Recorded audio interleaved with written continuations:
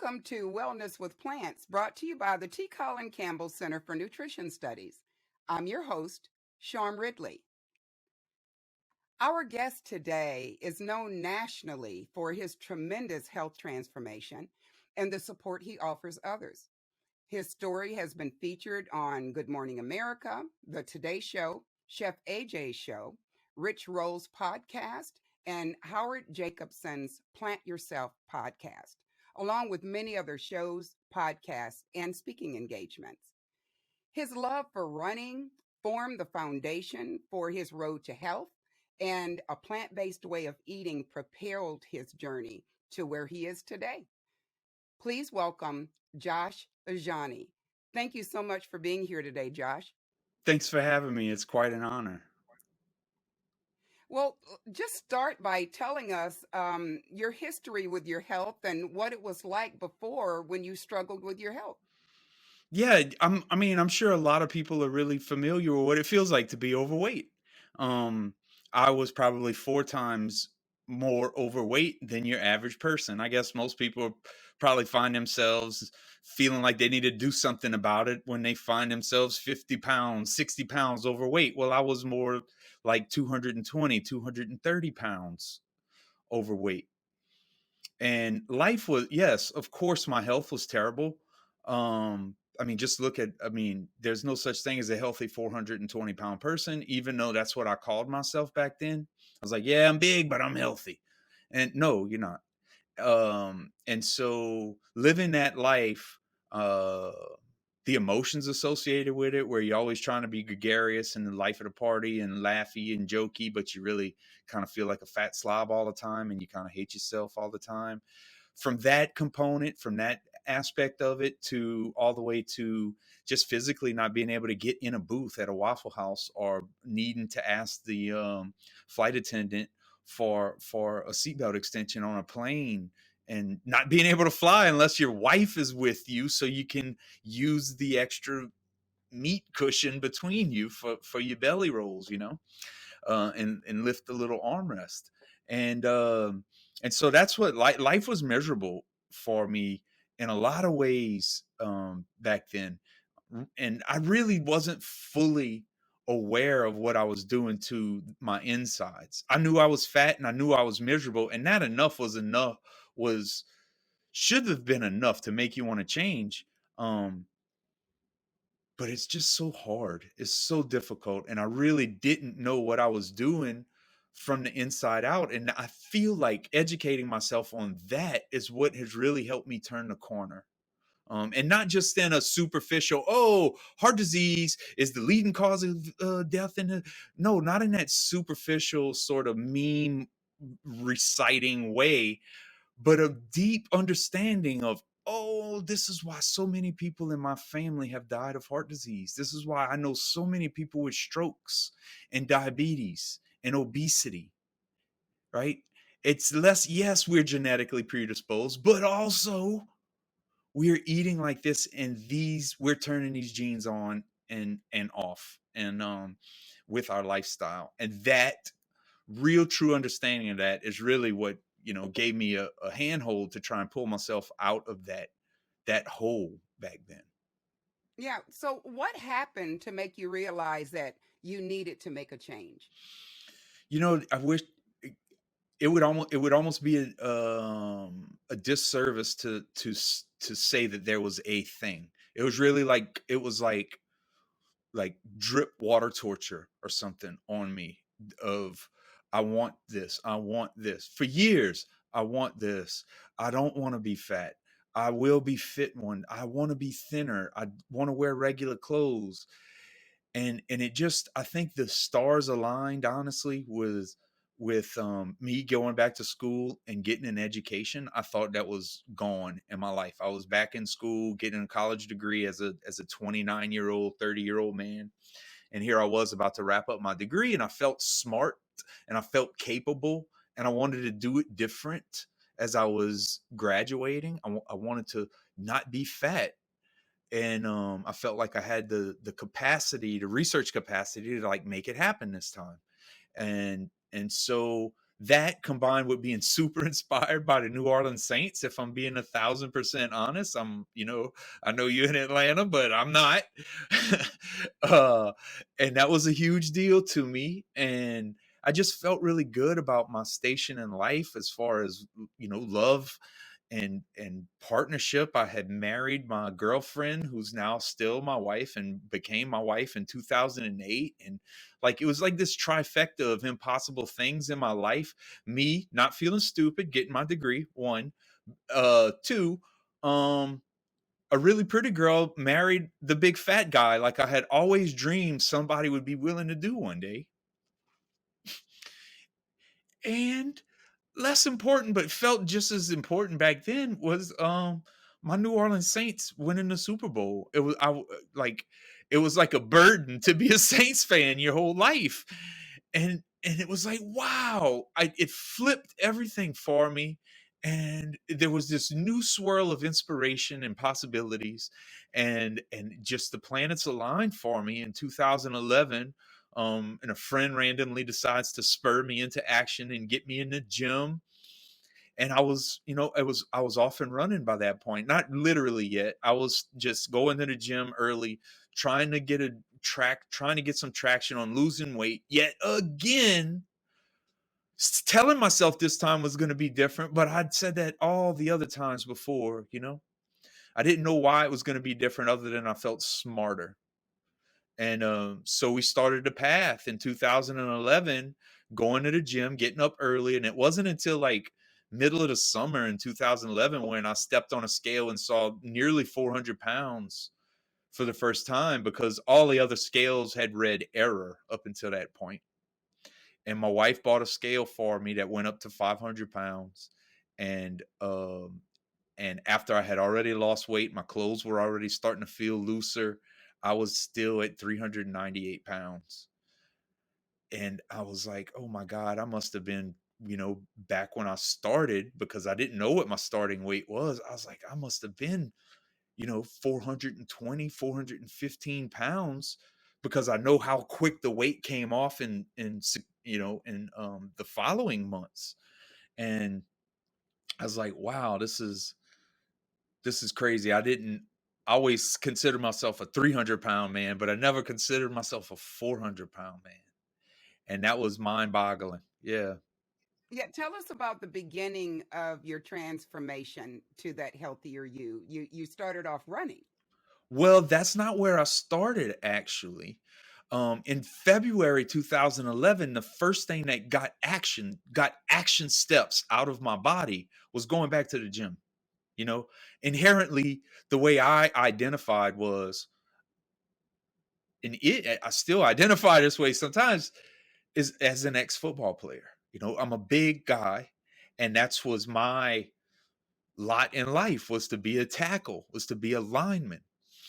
And so I always held that big guy identity sort of as like a badge of honor. And so there was no running. I was never thinking of that. Wasn't even, I hated runners. I hated vegans. I used to say, don't be such a vegan to people. We'd use it as like as a bad word. And but the thing that got me moving, honestly, was just, hey, I'm gonna get back in play and shape. That's what I thought, right? If I could get back down to 295, 285, boy, I'd be like in high school. Because in high school, that's where I was in high school. So that was the original goal. And just wake up early and let's start going to the gym. And 4:30 in the morning, every morning, I was at the gym doing my thing, with my buddy and my brother. And that's where it all started. But it was the typical whey protein shakes and all of the protein bars and tons of chicken breast and Tupperware dishes. And like, that's the way I had always done it. And I was just going back to that old bag of tricks. And guess what? It worked like it always does. It wasn't until things started to slow down, and until running came into the picture, that I started to really explore what my food, what role my food was playing, rather than healthy equals avoid as many carbs as possible, because that was my life, right? And once I accidentally started to try to run as a big man, I know there's a lot of low carb runners and stuff, but as a big person who's carrying, and I'm trying to run at 370, 380 pounds, jog like 16-minute pace, right? But nonetheless, that low carb living was really, it was draining. I was drained. I felt drained all the time. I was quite honestly constipated a lot. And I wasn't comfortable with that at all. And so it wasn't until running sort of made it glaringly evident that I needed to do something different with how I was fueling my body. And around the same time is when I learned about I read this book called Born to Run, and it introduced me to a vegan ultra runner. It introduced me to two things: ultra running and vegan ultra runners. A vegan ultra runner specifically named Scott Jurek, who was I didn't know he existed, and it's like, here's this thing called running that I'm trying to do as a big man. The only running I ever did was ready, break, and then we run to the line of scrimmage, and then it's 3 yards in a cloud of dust. That was the only running I ever did. And I was starting to understand how many calories I could burn if I would just continue that little jog that we used to do from the huddle to the line of scrimmage. If I could just do that for 30, 40, 50 minutes at a time, man, I would just be drenched. And so I really started vibing with how efficient running was helping my weight loss, how efficiently running was helping my weight loss. And so a friend of mine turned me on to this book. And I was like, wow, because at the time I was thinking maybe a half marathon or maybe a 10K. Um, and I read this book and I read about these people running marathons, 26.2 miles, 50 miles, 100-mile races, Badwater 135. And it just blew my mind. And this guy's not eating meat, he's eating avocado sandwiches. It didn't make sense to me. I thought you were supposed to be weak and frail and not athletic at all to be a vegan. And so that opened that door for me. And Scott Jurek, Rich Roll, Brendan Brazier, Rip Esselstyn. It's not, and I'm like, oh, I can be like a dude, an actual like athletic, fit man who's masculine and feels like a a you know like a grown ass man with power, powerful, right? Plant power. I love the whole concept. And I was just in, and that was like, this is the shift I need, I think. And at that time, I was kind of liking running, starting to fall for it. I found some role models in it. And at the same time, my weight loss had really started to taper off and slow down. And I wanted to stop that. I didn't. So this going vegetarian at first was a massive, like, earth shattering revelation to my family. This was not a little deal. This was huge. But I felt like it was the seismic shift that I needed. If I'm being objective, like school taught me to be, if I'm being pragmatic, um, then I got to give this 30 days. I got to see. And it was all over after that, the 30 days. And next thing you know, it's been a few months and my wife's on board. And then it's been a few more months and the rest of my immediate family's on board. And it's been wonderful. Right. So tell us about how your family received at the beginning and then how they came along as well. Well, my brother had been watching me lose weight and do different weight loss protocols and different dietary protocols along that whole first 100 pounds of weight loss. And, and I always told him, because he was, sharing some, I think it was a Gary Tobbs interview with me or something. And I was like, well, Dustin, you got to be careful with what these people say. You got to take everything with a grain of salt. Not everybody, they sound good and they sound right, but and so I had just warned him about these, outlandish claims. And like a week later, I'm like, Dustin, I'm giving up meat. I'm gonna give it. He's like, what happened to this whole like we need to take it with a grain of salt thing? I mean, don't you think that's kind of drastic, just giving up meat? And I was like, yeah, I do, but yeah, I'm gonna give it a shot for 30 days.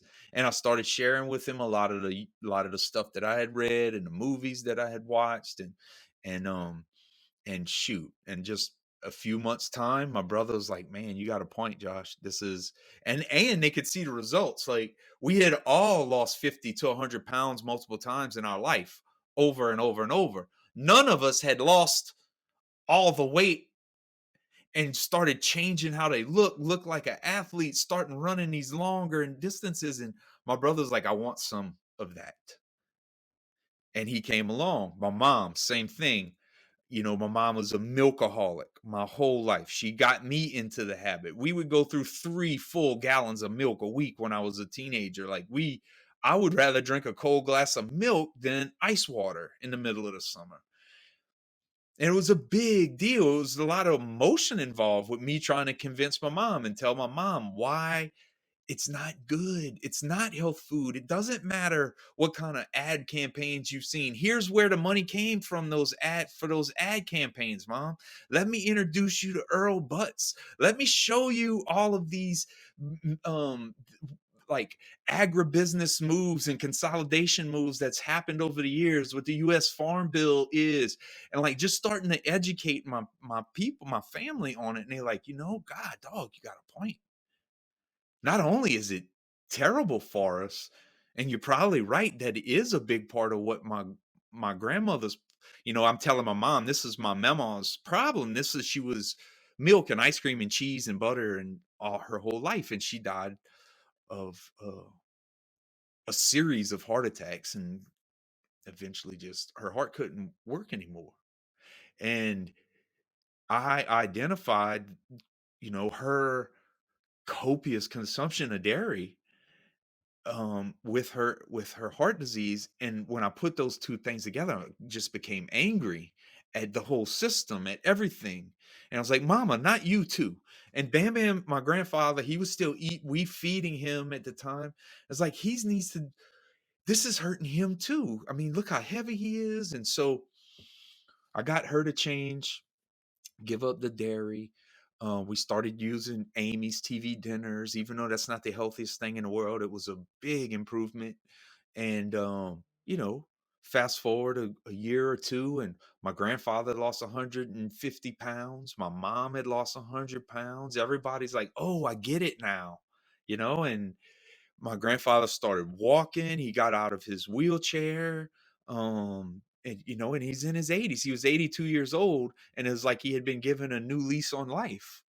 He was ambulatory. He could walk with a cane. He could come to work and visit with me and ride and get in and out of the truck and go into restaurants and have lunch, and like it was amazing. And yeah, and so the family and my wife, she took another series of months, but my wife, she's like, once I know these things, once I knew, you can't unknow. Once I know what goes, especially as a feminist, once I know what we do to female cows systematically by the billions, blows my mind. I can't. And so she couldn't participate. And I mean, the story it's very similar throughout my immediate family. The high touch people who are closest to me and us are largely plant based. That is wonderful, and such a support as well. So when you first started, Critical. yeah, when you first started, what what did you do to sustain yourself? You go from having this diet all your life Hmm. to going plant-based. What were some of the things that sustained you at first? It was not as earth shattering as I thought initially, right? Because what it wound up being was, um, leave the sausage out of the beans and eat 2 bowls. Is basically what my life. I was like, I can get down with this. I can have mashed potatoes, just not the gravy, right? Like that's where it's like, oh, what would a spaghetti taste like if we didn't put meatballs and sausage in it? And we just use mushrooms. like those types of experimentations where you just leave the stuff out, leave the meat and dairy out and go, what does this recipe look like without meat, dairy, and oil in it? Oh, okay. Well, maybe we could throw some tempeh there, and maybe we could drizzle it with a little bit of something here, and then boom. It's not exactly, but it'll do, and it won't give us heart disease. Win-win. And right. And so that's how I sustained initially. Lots and lots of baked potatoes in the microwave. I started doing this thing too because I learned how important greens were. So I would mash greens into my potatoes. And it was a good way to get kale down because kale's often, when in its rawest state, if you don't massage it or cut it up or do something, it's a mouthful. It's a lot to deal with. But if you have a hot potato out of the microwave, it wilts the kale down just enough to where it's kind of like the kale that you get at you know, one of the Esselstyn events, or one of the one of the, you know, plant-based events that you go to, where you have the steamed, the lightly steamed greens, and you put a little balsamic on top of it or whatever. I love that, regardless of whether it's real or the science is there. Who cares? I love the taste of those two things. The greens with the balsamic and a little bit of nutritional yeast, fabulous. When you put all of that inside of a big old half-pound russet potato, and it's a giant bowl full of nutrition, and it's satisfying and salty and umami, and you got the greens and you got all of the potato fluffiness, you can't beat it. And so I'm the type of person where I'd go through like 3 or 4 favorite meals and just cycle through, whether it was oats in the morning with some fruit. I did that a lot.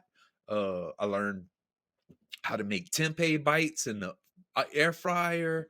My kale salads that I would make, I would do all sorts of just different variations of bowls with quinoa and hummus and just tons of stuff like that. Burrito, like making tacos and burritos, and um, just tons of stuff like that.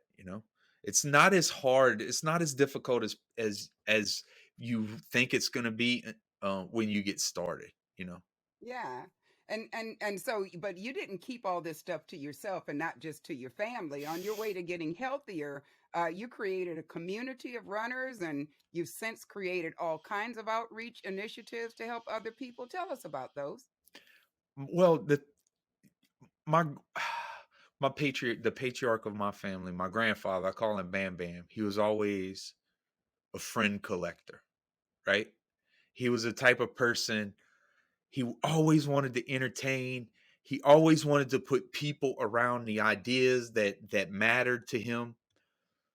And I think I'm the same way. It's just through osmosis. It's a way that I think accidentally you help support your habits, whether they're good or bad habits.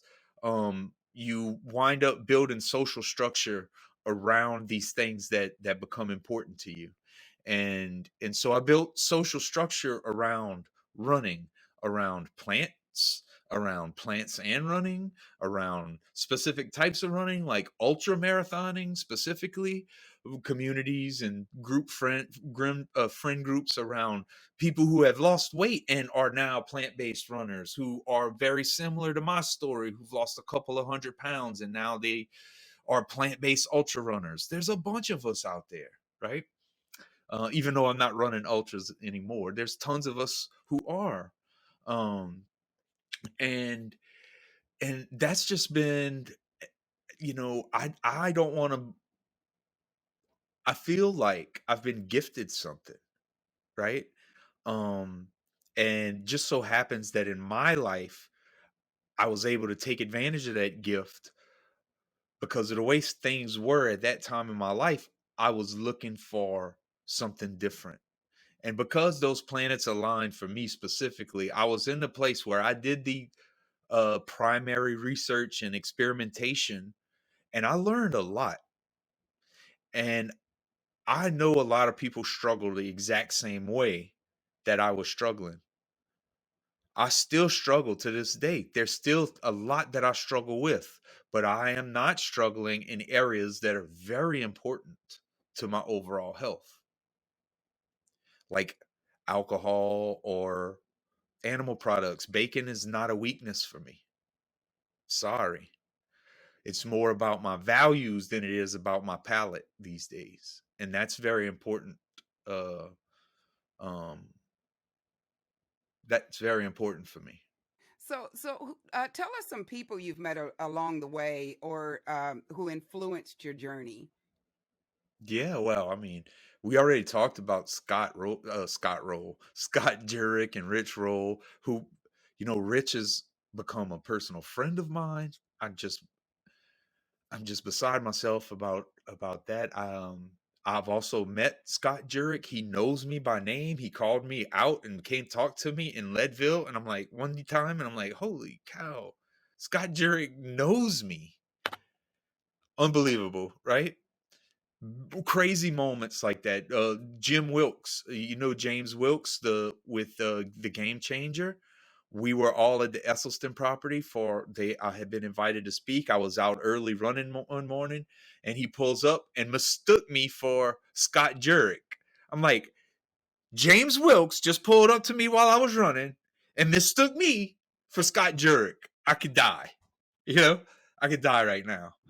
Um, I've been, obviously as a football player, on Good Morning America, I got to meet Michael Strahan, who played my position in the NFL, and he's a Hall of Famer and one of the best to ever do it.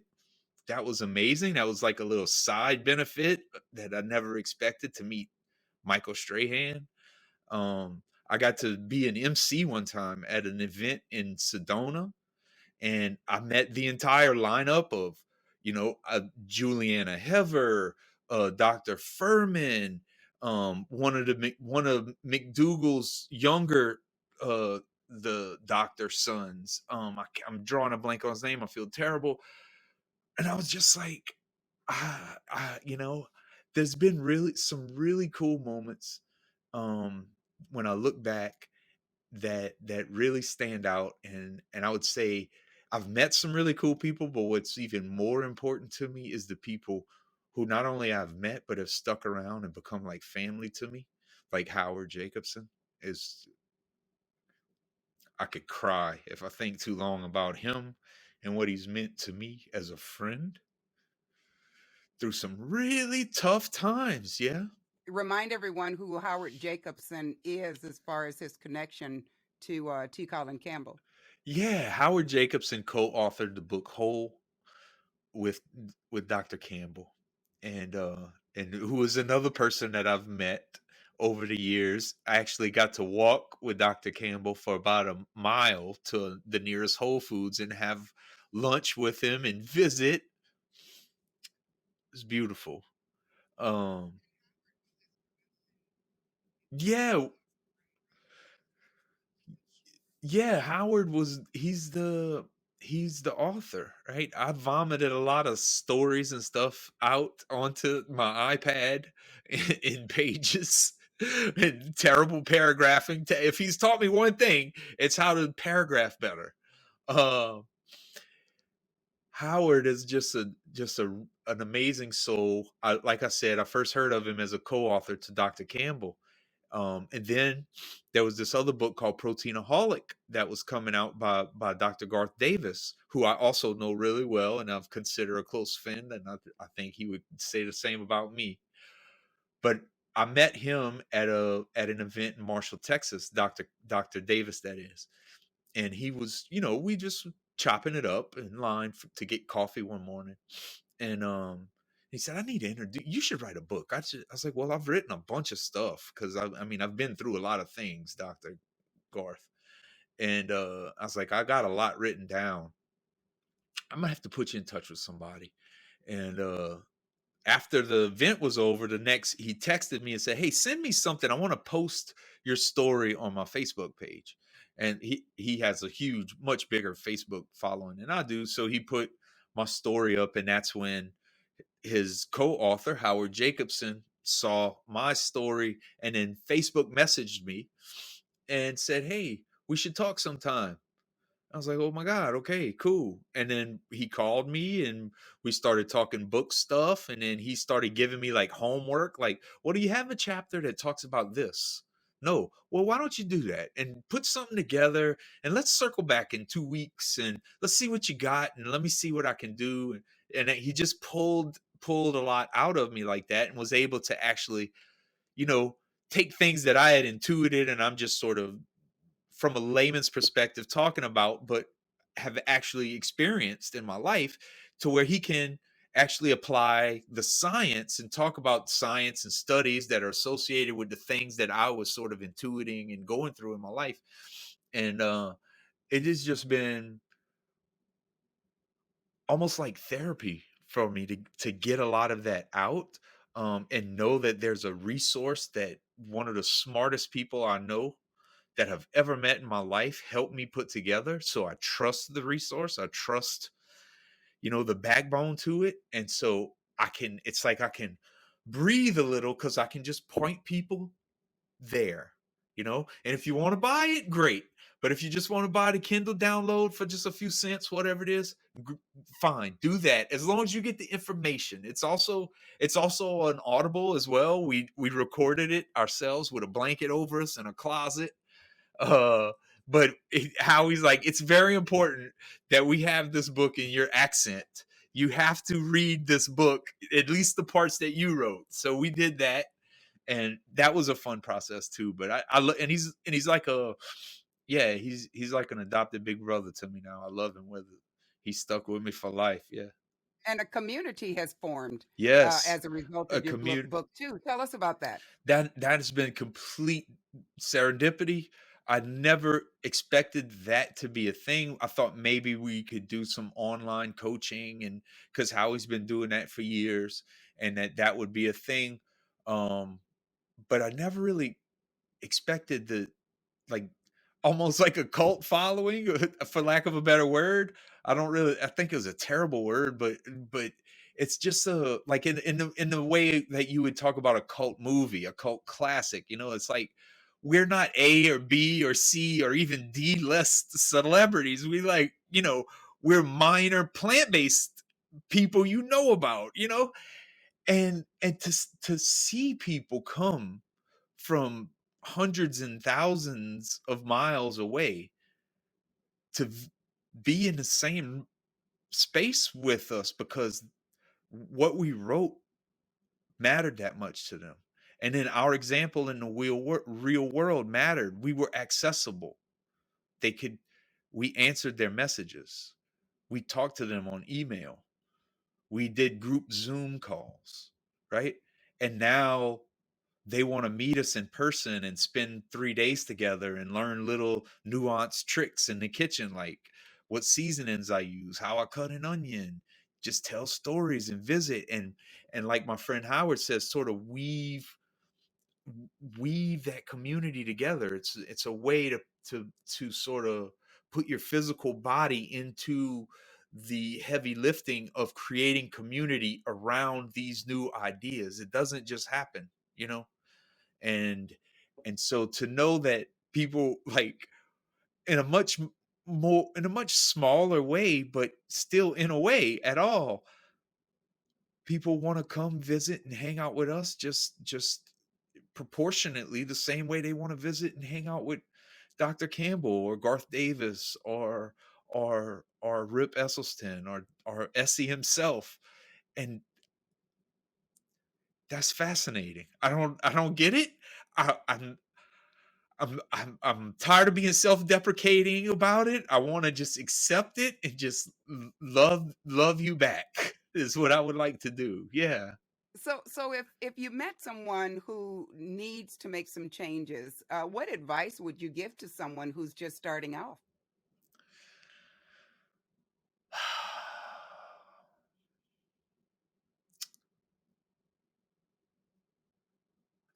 That's a tough one. Because there's just hardly any advice that works for everybody. Um, I would say though that often something that we can do different is, to approach this with more curiosity than um, punishment, right?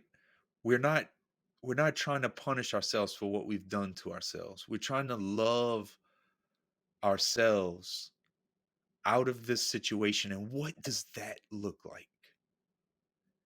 And if we can use curiosity in that question of, if I didn't have all these things, if I didn't love meat so much, what would that look like? If I didn't have heart disease, if I wasn't obese, what would that look like? How would I behave to get there?